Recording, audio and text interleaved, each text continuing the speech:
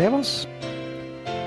Nuestro Padre y nuestro Dios, te damos gracias por el privilegio que nos concedes de reunirnos en este lugar para estudiar este magnífico libro de Génesis. Te pido, Señor, que al estudiar este tema, la serpiente, la mujer y la simiente, que tu Espíritu Santo nos acompañe, nos abra las mentes y los corazones para recibir tu mensaje. Te lo pedimos en el precioso nombre de tu querido Hijo Jesús. Amén. Bueno, quiero saludarles en forma especial a todos los que han venido hoy a esta presentación. Quiero también saludar muy cordialmente a todos los que están viendo por televisión. Quiero darles a todos la bienvenida a este tema tan importante, la serpiente, la mujer y la simiente. Vamos a comenzar nuestro estudio en el Evangelio según San Juan, el capítulo 1, y vamos a leer los versículos 1 al 3. San Juan, el capítulo 1 y el versículo 1 hasta el versículo 3. Aquí nos está hablando de nuestro Señor Jesucristo. Y quiero que noten que Jesús, según este pasaje, fue el creador. Dice allí en San Juan 1 y el versículo 1, y vamos a leer también el versículo 3. En el principio era el Verbo, y el Verbo era con Dios, y el Verbo era Dios. Y ahora noten el versículo 3. Todas las cosas por Él fueron hechas, y sin Él nada de lo que ha sido hecho fue hecho. Yo quiero preguntar, ¿quién fue el creador según Juan 1, 1 y 3? El creador fue el Verbo. ¿Y el Verbo quién es? El Verbo es Jesús. Porque en el versículo 14 dice, aquel Verbo fue hecho carne y habitó entre nosotros. Es decir, el creador de San Juan 1, 1 y 3 no fue ni más ni menos que Jesucristo. Ahora quiero ir un momento a Génesis, el capítulo 1 y el versículo 1 para que ustedes vean la conexión con el texto que acabamos de leer. Génesis 1 y el versículo 1. Dice, en el principio creó Dios los cielos y la tierra. Hay tres ideas en Génesis 1:1 afines al texto de San Juan 1:1 y 3. Ambos usan la expresión en el principio. Ambos hablan de Dios y ambos hablan de la creación. Pero San Juan 1 deja muy en claro que ese creador fue ¿quién? Fue Cristo Jesús, el agente activo de la creación. Ahora, la corona de la creación que hizo Jesús al comienzo fue el hombre. Note lo que dice Génesis, el capítulo 1, y vamos a leer el versículo 28. Génesis, el capítulo 1 y el versículo 28. Hay dos ideas claves que quiero subrayar aquí, y ya les voy a decir cuáles son. Dice en el versículo 28, y los bendijo Dios y les dijo, fructificad y multiplicaos, llenad la tierra y sojuzgadla. Y ahora viene el primer punto que quiero recalcar. Dice, y señoread. Un sinónimo para esa palabra sería gobernad o reinad. Es decir, la función que Dios le dio al hombre fue la de reinar. Pero cada rey tiene un reino, tiene un territorio. Ahora, ¿cuál era el territorio de este rey? Sigue diciendo en el versículo 28, y señoread en los peces del mar, en las aves de los cielos y en todas las bestias que se mueven sobre la tierra. Cielos, aguas y tierra. Es decir, el hombre fue colocado como rey del planeta Tierra. Su función era rey. Su territorio era el planeta Tierra. Pero Jesús le hizo muy claro a Adán y Eva que para continuar reinando y para continuar teniendo este planeta como su esfera de gobierno, ellos debían obedecerle.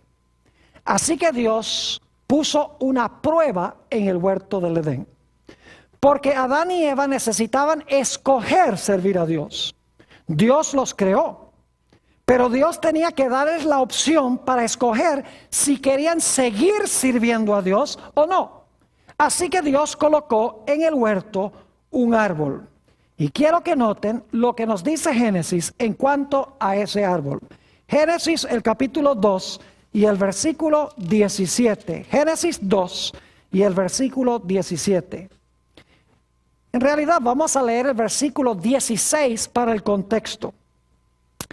Y mandó Jehová Dios al hombre diciendo: de todo árbol del huerto podrás comer, mas del árbol de la ciencia del bien y del mal no comerás. Y ahora escuchen bien, porque el día que de él comieres, ciertamente morirás.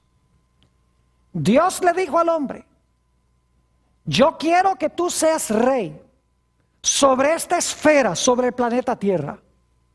Prometo bendecirte, fructificarte hasta lo máximo, pero tú tienes que escoger servirme. Así que tengo este árbol. Quiero que te abstengas de comer del árbol. Si te abstienes, vas a continuar disfrutando mi plan para ti. Si no, el mismo día que tú comas del árbol, ese es el día que tú vas a morir. Ahora es importante recordar eso, que Dios le dijo al hombre: el mismo día que comas del árbol, ese día vas a morir. Quiero que recuerden eso porque vamos a volver a ello. Ahora vamos a tomar un paréntesis por un momento para hablar sobre la condición original de Adán y Eva cuando fueron creados. En su estado de inocencia, en su estado de perfección, en su estado de santidad, Adán y Eva estaban desnudos, según dice Génesis, en lo que respecta a vestiduras humanas o vestiduras confeccionadas por seres humanos. Quiero leer ese texto que encontramos en Génesis, el capítulo 2 y el versículo 25. Génesis 2 y el versículo 25. Fíjense que antes de que pecaran, cuando estaban en su estado de inocencia y de perfección y santidad, la Biblia dice que estaban desnudos. Dice en el versículo 25, y estaban ambos desnudos, Adán y su mujer, y no se avergonzaban. Es decir, comparecían ante Dios sin ninguna vergüenza. Ahora yo quiero recalcar que cuando este texto dice que estaban desnudos, lo que significa es que no tenían ropas como las que usamos nosotros, de algodón, de gabardina, de seda, de lino. No tenían vestiduras artificiales. En realidad estaban cubiertos con un manto glorioso de luz como el que cubre a Dios. ¿Saben ustedes que la Biblia dice que Dios está cubierto con vestiduras blancas, pero que las vestiduras blancas son vestiduras de luz?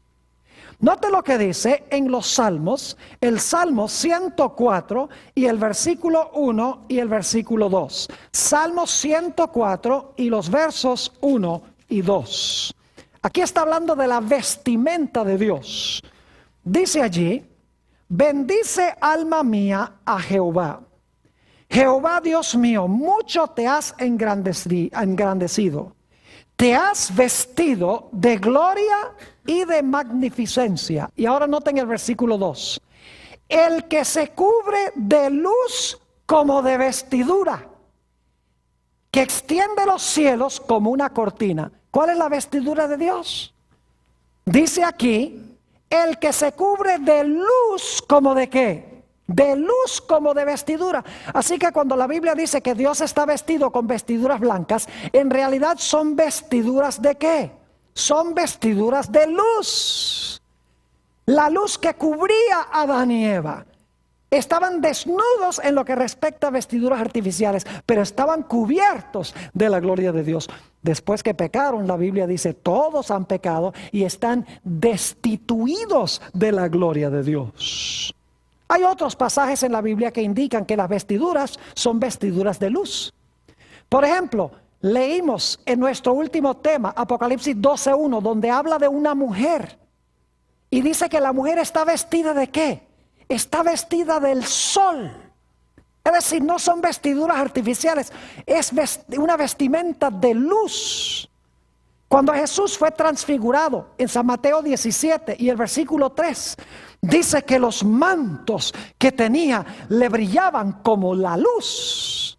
Es decir, eran vestiduras de luz las vestiduras de Jesús. Adán y Eva estaban cubiertos con la gloria de Dios en su estado de perfección y santidad. Noten también el Salmo 8 y los versículos 3 al 5. Salmo 8 y los versículos 3 al 5 sobre la vestimenta de nuestros primeros padres.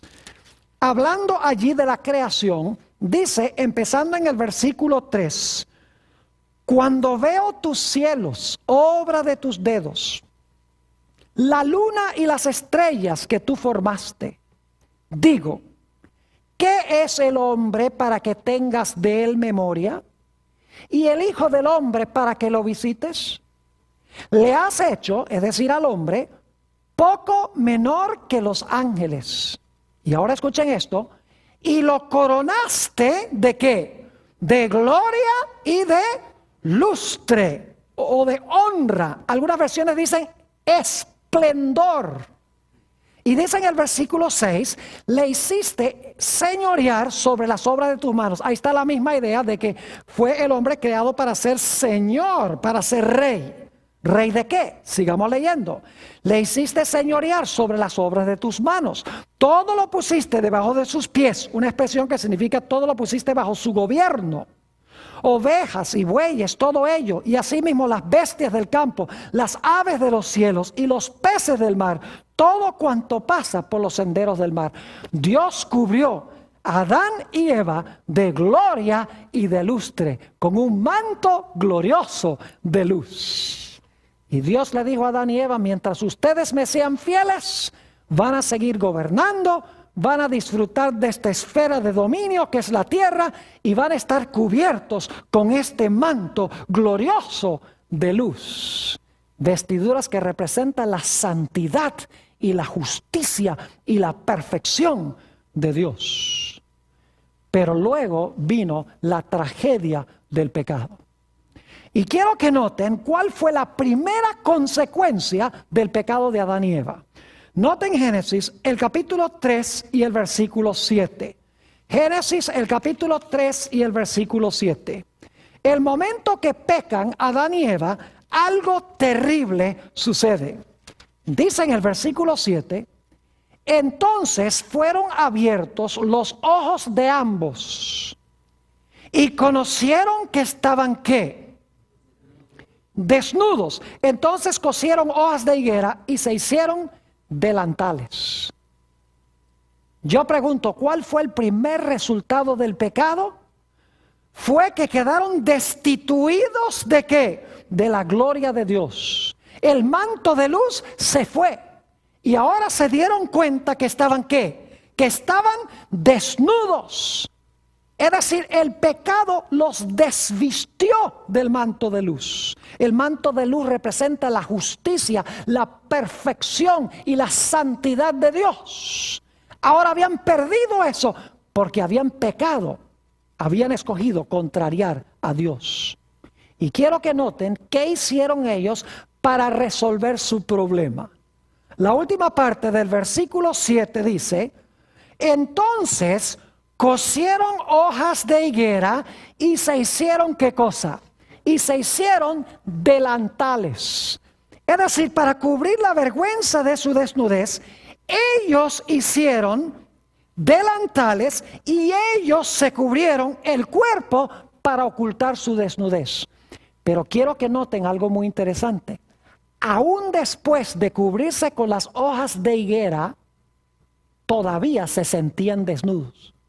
Eso demuestra que lo que tenían era un manto de luz, que no era un asunto físico, sino que habían perdido el manto glorioso de santidad que los había cubierto. Noten el versículo 10. Esto es después que Adán y Eva se habían cubierto con las hojas de higuera.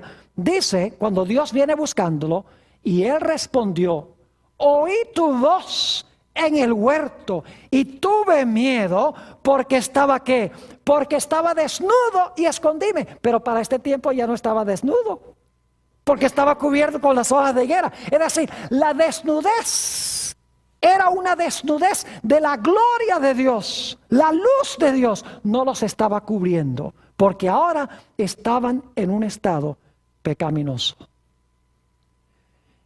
Quiero que notemos que según la Biblia, cuando Adán y Eva escogieron contrariar a Dios, no solamente perdieron el manto de luz, sino que también perdieron su posición como gobernantes y perdieron su esfera de dominio.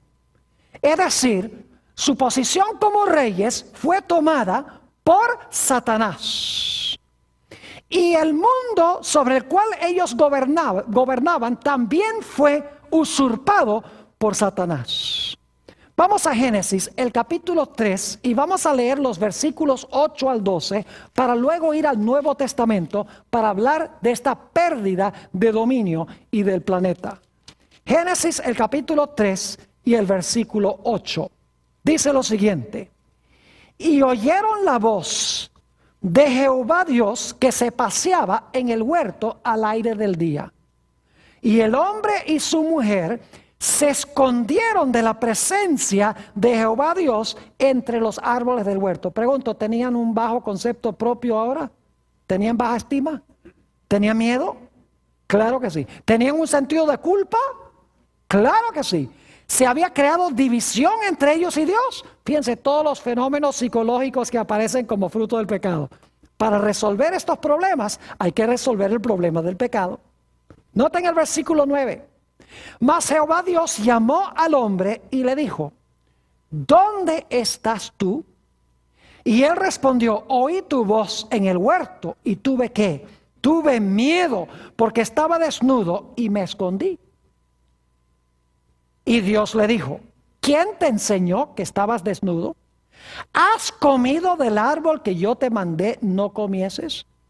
Y el hombre respondió: la mujer que me diste por compañera me dio del árbol y yo comí. ¿Dónde surgen los problemas matrimoniales? Cuando ellos rompen su relación con Dios, se rompe la relación entre ellos.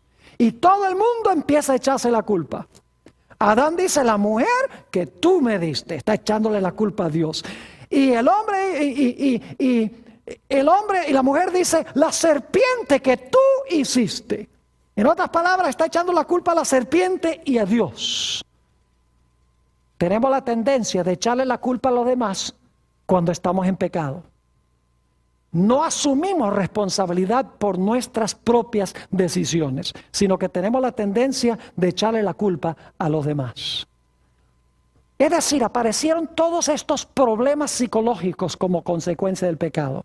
Perdieron su manto glorioso de luz. Y vamos a encontrar en San Lucas, el capítulo 4, que perdieron su dominio y perdieron su territorio. Note lo que dice en el Evangelio según San Lucas, el capítulo 4. San Lucas, el capítulo 4, es en el monte de la tentación, a donde se encuentra el diablo con el Señor Jesucristo. Y el diablo le muestra a Jesús todos los reinos del mundo. Y quiero que noten lo que sucede. Lucas 4, y empezando en el versículo 5.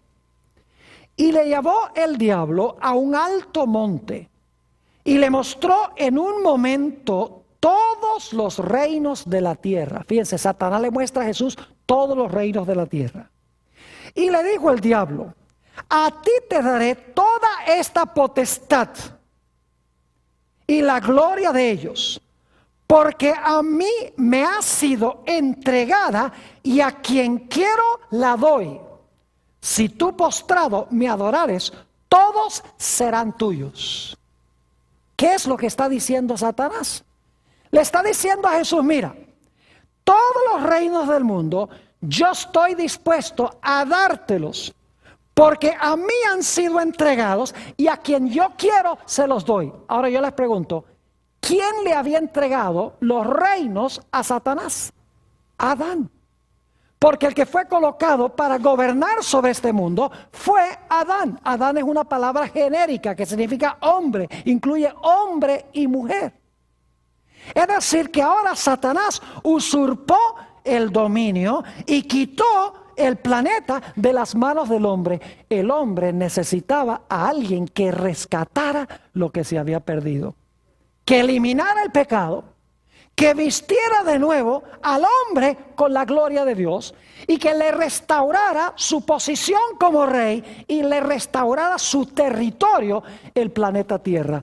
Lo que pasa es que dentro de la raza humana no había nadie que pudiese hacerlo.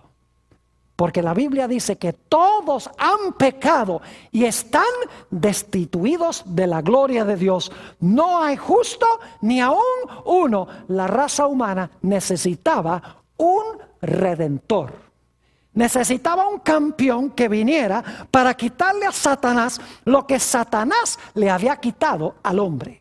Para que nuevamente el hombre pudiese estar vestido con el manto glorioso de Dios. Para que pudiese recuperar su posición como rey y para que pudiese recuperar su territorio, el planeta Tierra. Y para que eliminando el pecado, el hombre pudiese nuevamente tener una vida balanceada, sin temor, sin baja estima propia y sin vergüenza.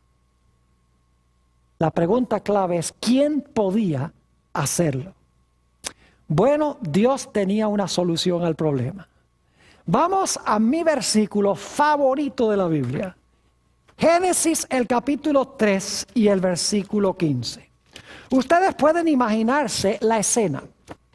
Adán y Eva se encuentran en el huerto del Edén. Están temblando, escondidos en medio de los árboles del huerto, desnudos, destituidos de la gloria de Dios.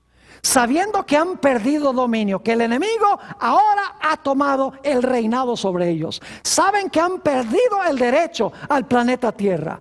Y están temblando porque Dios ha dicho, el día que comas del árbol, ese mismo día vas a morir.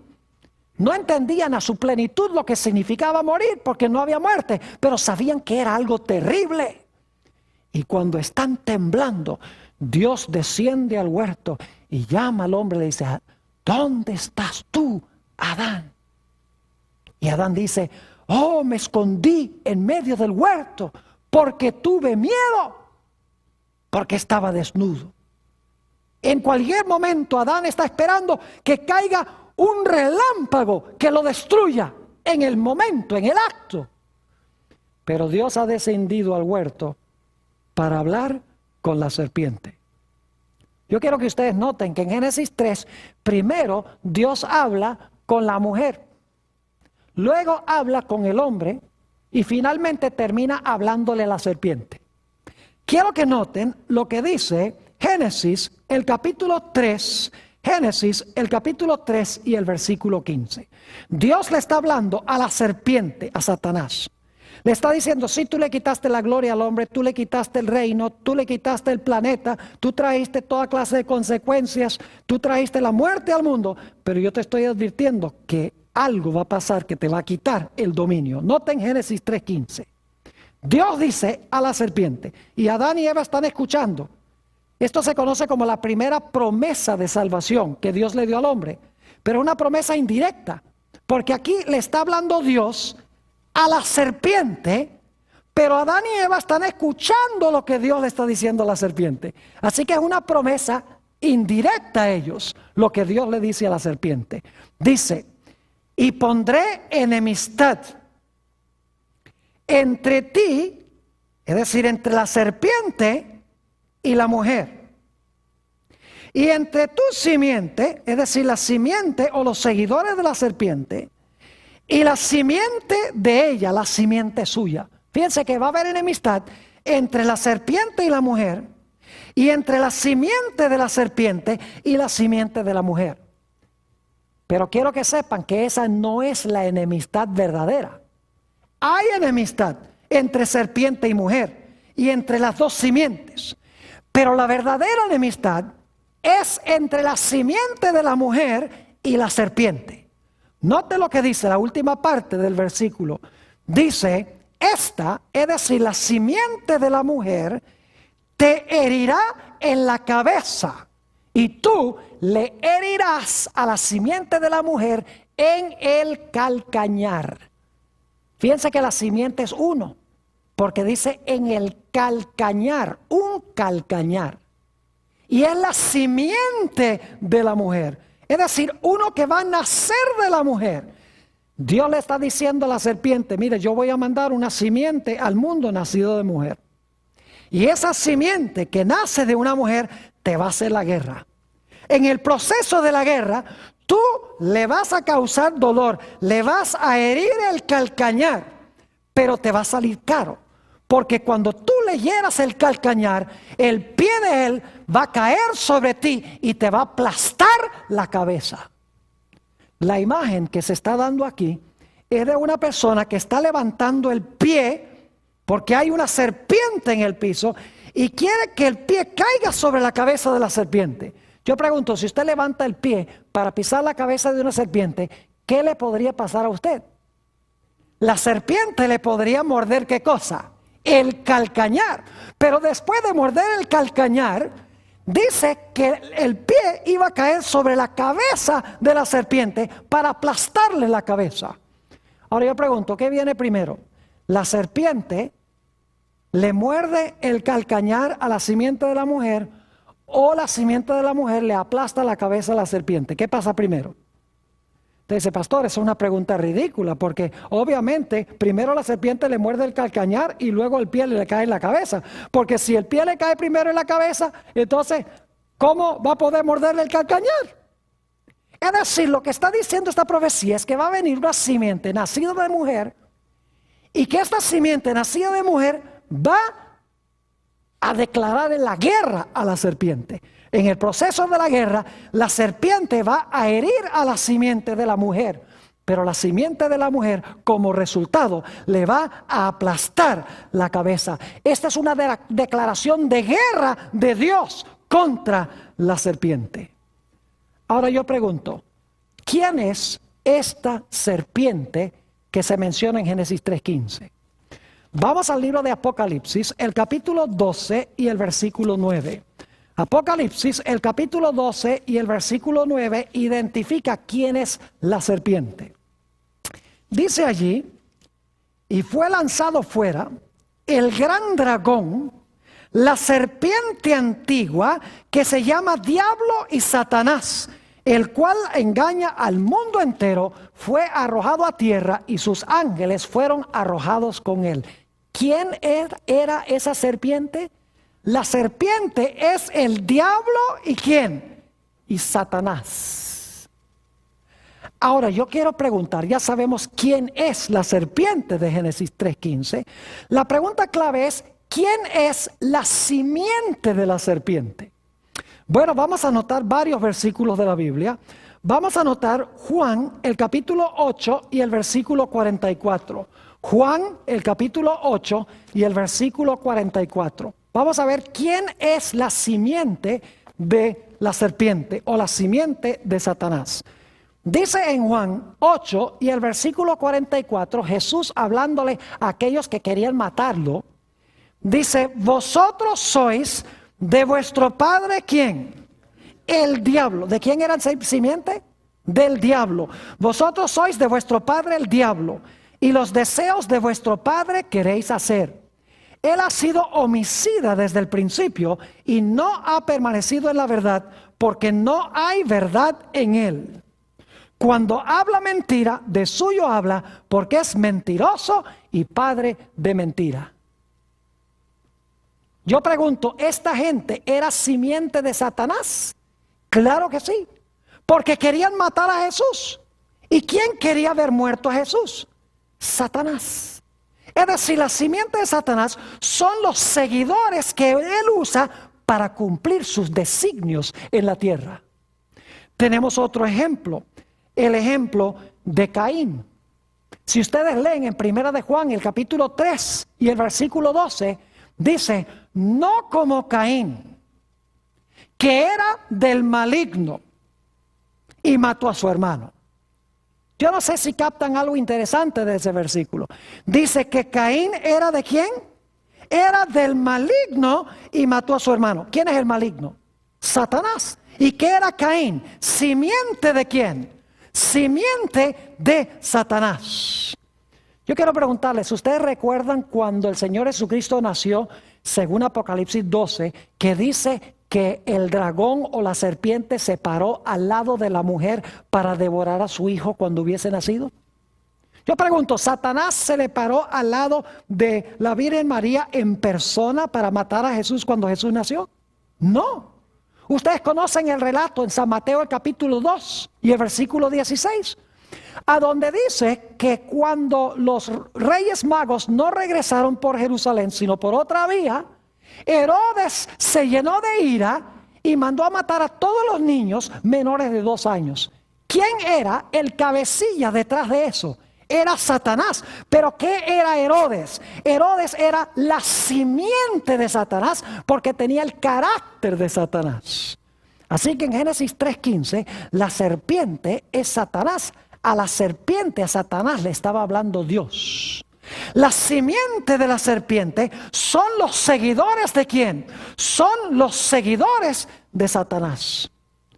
Saben también en San Mateo el capítulo 13 y el versículo 38, en la parábola del trigo y la cizaña, dice que la cizaña, que son los malos, son los hijos del maligno. Fíjense que el diablo tiene simiente. No son hijos literales, es decir, no nacieron de una madre literal, pero son simiente de Satanás porque tienen el mismo carácter que tiene Satanás. Ahora yo pregunto, ¿quién fue la mujer que trajo al mundo a esta simiente? Cuando dice que iba a nacer de la mujer una simiente, ¿de quién nació esa simiente? Vamos a Gálatas, el capítulo 4 y el versículo 4. Gálatas, el capítulo 4 y el versículo 4 nos explica quién era la mujer y quién era la simiente de la mujer. Dice allí en Gálatas 4:4, pero cuando vino el cumplimiento del tiempo, Dios envió a su Hijo, ¿nacido de qué? Nacido de mujer y nacido bajo la ley. ¿Quién fue la simiente nacida de mujer? No fue ni más ni menos que Jesús. Note también Gálatas 3 y el versículo 16. Gálatas el capítulo 3 y el versículo 16. Aquí habla también de la simiente. Dice, ahora bien, a Abraham fueron hechas las promesas y a su simiente. No dice, y a las simientes como si hablase de muchos, sino como de uno. Y a tu simiente, la cual es ¿quién? Tu simiente, la cual es Cristo. ¿Quién es la simiente nacida de mujer? Cristo Jesús, que nació en este mundo cuando vino el cumplimiento del tiempo. Noten Mateo, el capítulo 1 y el versículo 16. También sobre la identidad de la mujer y de la simiente. San Mateo, el capítulo 1 y el versículo 16. Dice aquí, y Jacob engendró a José, ahora escuchen esto, marido de María, de la cual nació Jesús, llamado el Cristo. Ahora ese versículo es crucial, no sé si lo leyeron con cuidado. Yo pregunto, ¿era Jesús hijo de José? ¿Nació Jesús de José? No, fíjense lo que dice el versículo. Dice, y Jacob engendró a José, marido de María, de la cual nació Jesús. Es decir, Jesús nació de María, pero no de quién, no de José. Ahora yo pregunto, todos los demás que están en la lista ahí en Mateo 1 nacieron de un hombre? Si ustedes miran la genealogía, dice, este hombre engendró a este hombre, engendró a este hombre, engendró a este hombre. Todos son engendrados por hombres. Pero cuando él llega, el último en la lista, desconoce a José como el padre de Jesús. Dice que Jesús nació de María, porque en Génesis 3:15 dice que la simiente iba a nacer de una ¿quién? De una mujer sin la intervención de un hombre. Noten Apocalipsis el capítulo 12, Apocalipsis el capítulo 12 y el versículo 5, Apocalipsis 12 y el versículo 5. Hablando aquí del nacimiento de Jesús, dice, hablando de la mujer, y ella dio a luz un hijo varón, que regirá con vara de hierro a todas las naciones, y su hijo fue arrebatado para Dios y para su trono. Ahora yo quiero preguntarles, ¿cuántos de ustedes conocen a algún hijo que no sea varón? ¿Alguien conoce un hijo que no sea varón? Yo no conozco el primer hijo que no sea varón. Conozco hijas que no son varón. Pero todo hijo es varón. No hubiera sido necesario poner hijo varón. Con hijo hubiera sido suficiente. Tuvo un hijo. Pero aquí se quiere recalcar que era un hijo masculino. Él te aplastará la cabeza. Tú le herirás a él en el calcañar. Es decir, la mujer iba a traer al mundo a una simiente masculina para hacerle la guerra a la simiente, para aplastarle la cabeza y quitarle a Satanás lo que Satanás le había quitado al hombre. Es decir, Dios le estaba diciendo a Satanás, mira, tú le quitaste al hombre su manto glorioso de luz. Tú le quitaste su posición como rey. Tú le quitaste el planeta Tierra. Tú traíste toda clase de trastornos psicológicos a su vida. Tú has introducido al mundo la muerte. Pero yo te quiero decir que tu poder va a terminar. Porque yo voy a mandar a este mundo una simiente nacida de mujer. Esa simiente nacida de mujer te va a hacer la guerra a muerte. Te estoy declarando la guerra. En el proceso de la guerra tú le vas a causar dolor. Porque le vas a morder el calcañar, pero te va a salir caro. Porque cuando él venga y tú le hieras el calcañar, él va a levantar el pie y te va a aplastar la cabeza. Y te va a quitar a ti lo que tú le quitaste al hombre. ¡Qué tremenda promesa para Adán y Eva! Ahora ven vislumbres de luz. Dicen, la esperanza no está perdida. El enemigo va a ser ultimadamente vencido por la simiente de la mujer. Como paréntesis, quisiera decirles que el Antiguo Testamento está escrito en hebreo. Pero el Antiguo Testamento hebreo fue traducido como unos 200 años antes de Cristo al idioma griego, porque los judíos habían perdido en Alejandría, en el norte de África, el uso del hebreo y usaban el griego, así que se tradujo el hebreo al griego. Y lo interesante es que en Génesis 3:15, la palabra que se usa, simiente, es la palabra griega sperma. Sperma. En griego es un sustantivo neutro. Usted sabe que tenemos en español masculino, femenino y neutro. El, la, lo. La palabra sperma debe llevar el artículo neutro. No es una palabra masculina, es una palabra neutra. Pero ¿saben lo que hacen los traductores de la versión griega del Antiguo Testamento? Hacen una cosa que gramaticalmente como que no cuadra. Lo que hacen es a ese sustantivo neutro, sperma, le ponen un artículo masculino. En vez de tosperma ponen hosperma. Es decir, el artículo no cuadra en género con el sustantivo, porque ellos entendían que esta simiente iba a ser una simiente masculina. No era una semilla literal, sino que era una persona masculina. Ahora regresemos otra vez a lo que leímos de Génesis, el capítulo 2 y el versículo 17. Génesis, el capítulo 2 y el versículo 17.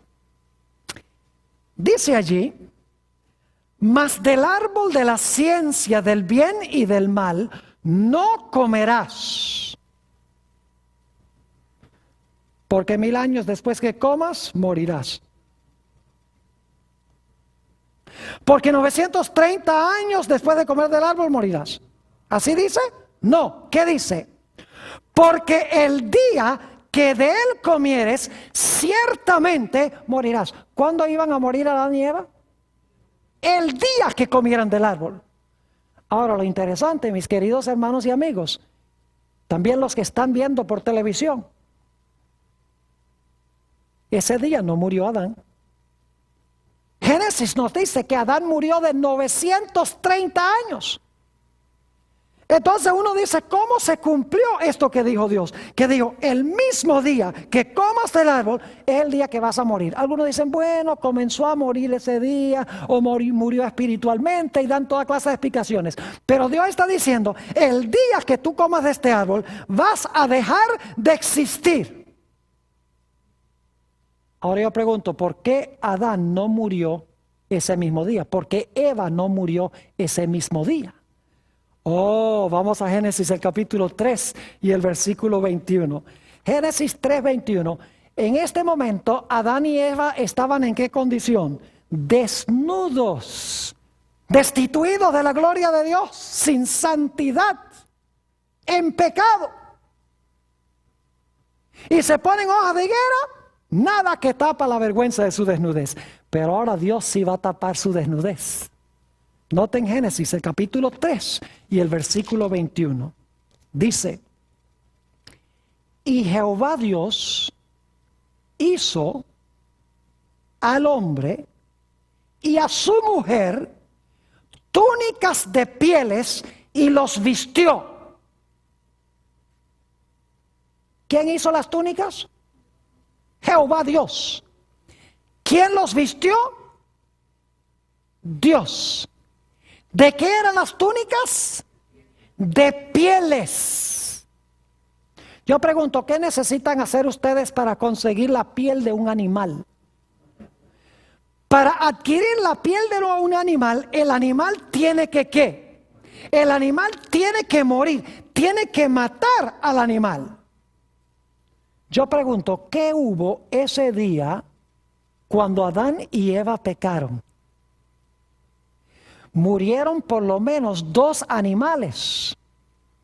Porque dice, no dice piel, sino que dice ¿qué cosa? Dice túnicas de pieles. Es decir, ese día murieron 2 animales, probablemente corderos, porque en Génesis 4:1 dice que Abel cuidaba corderos, ovejas. Es decir, ese mismo día, cuando Adán y Eva pecaron, cuando se dijo que la simiente de la mujer iba a aplastar la cabeza de la serpiente, Dios mandó a que se sacrificaran 2 corderos. Y cuando la sangre de los corderos fue derramada, Dios tomó las túnicas de pieles y vistió la desnudez de Adán y Eva. Ahora, ¿qué representa esto? Yo quiero que ustedes vean el dilema en el cual se encontraba Dios. Porque cuando Adán y Eva pecaron, Dios estaba entre la espada y la pared. Porque Satanás le dice a Dios, mira, tú dijiste que si el hombre comía del árbol iba a morir. Si tú no matas al hombre, si no, tú no destruyes al hombre, entonces tú eres mentiroso. Y no eres justo, porque la justicia exige que ellos sean castigados. Pero Satanás dice, pero si tú los castigas con la muerte, ¿cómo un Dios de amor va a hacer eso? Pone en conflicto el amor y la justicia de Dios. Si lo castigas, no lo amas. Y si no lo castigas, no eres justo. Dios tenía que proveer un medio para ser justo y misericordioso al mismo tiempo. Ahora Satanás vio ese primer sacrificio. Dice, mueren 2 animales, se derrama la sangre de esos animales y Dios ahora toma las pieles de esos animales para cubrir la vergüenza de su desnudez. ¿Será que esa simiente que me va a aplastar la cabeza cuando venga, será que esa simiente va a venir? Y la Biblia dice que en el sistema de sacrificio se colocaba la mano sobre la cabeza del animal, se confesaba el pecado sobre la cabeza del animal. Probablemente eso fue lo que pasó.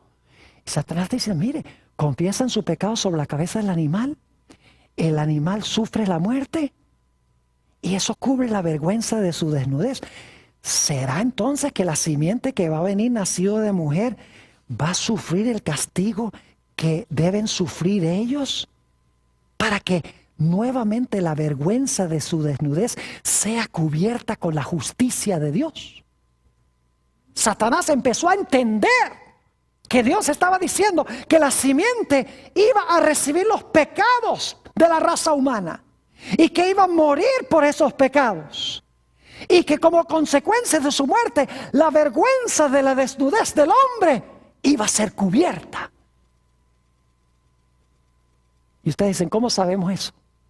Vayan conmigo a Primera de San Pedro, el capítulo 1 y los versículos 18 y 19. Primera de San Pedro, el capítulo 1 y los versículos 18 y 19. Para que ustedes vean que la Biblia enseña esto. Este es un pasaje hermoso, muy bien conocido, dicho sea de paso, por la mayoría de los cristianos.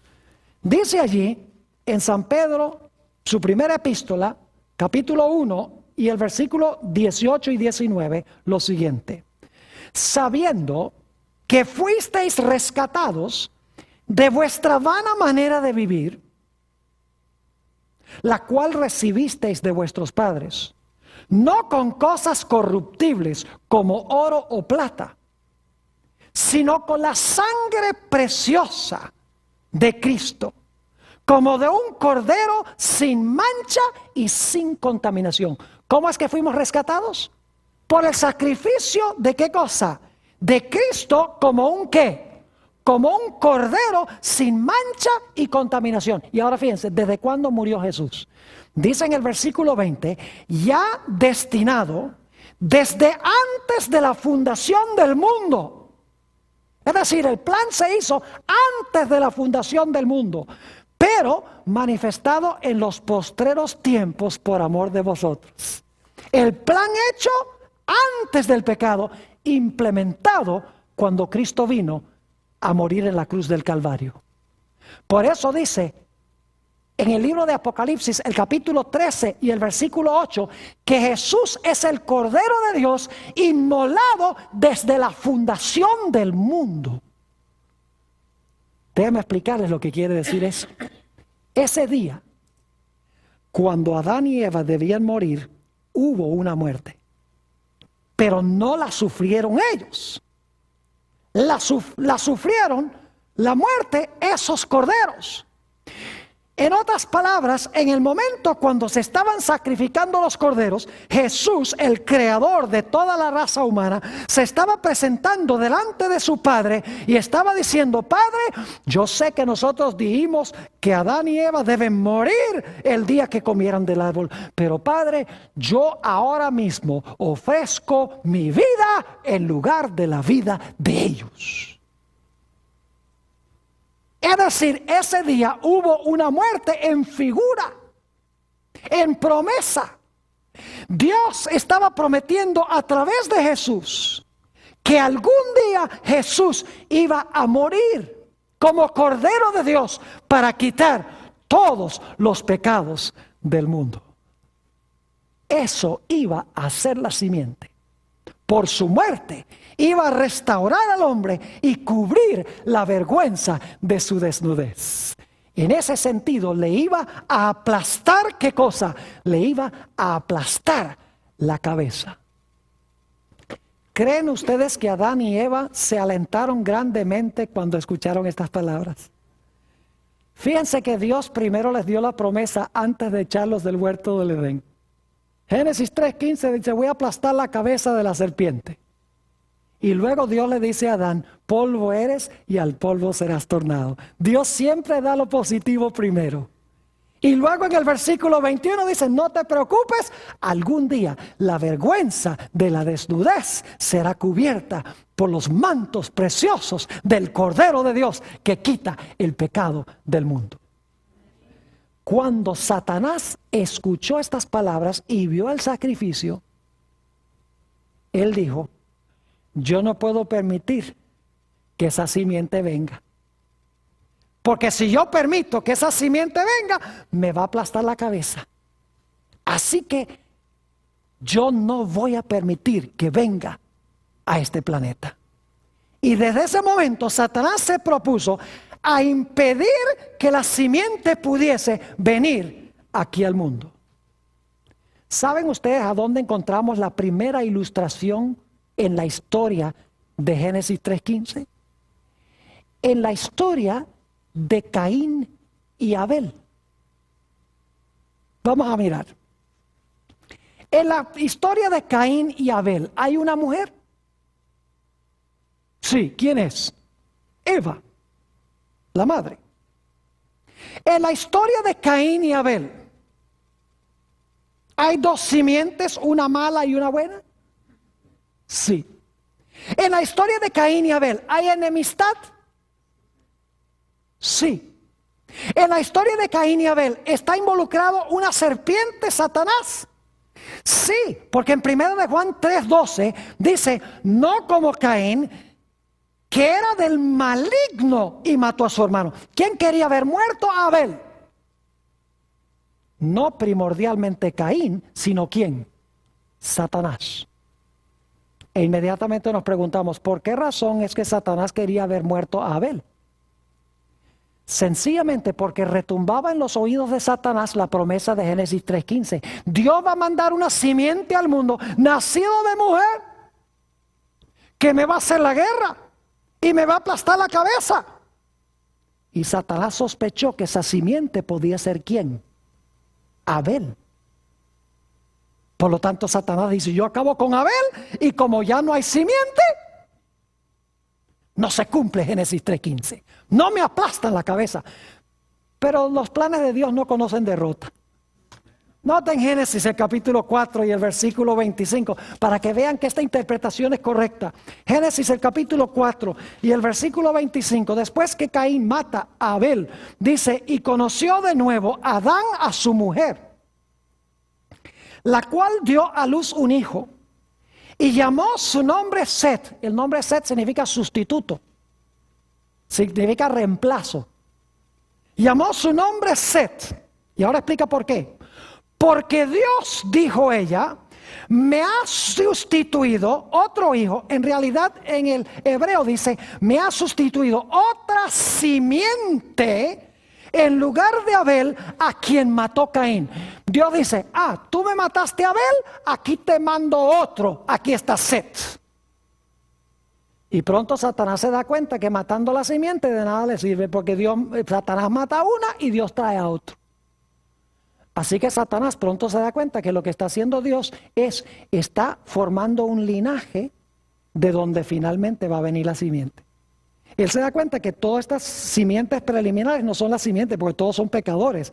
Abel pecó, todos los demás, Set pecó, todos eran pecadores. Estos no pueden ser la simiente prometida, porque tiene que vivir sin pecado. Ya sé, lo que Dios está haciendo es preparando un linaje. Y finalmente de ese linaje de gente convertida, gente santa, es que va a venir el Mesías. Entonces yo tengo que acabar con el linaje.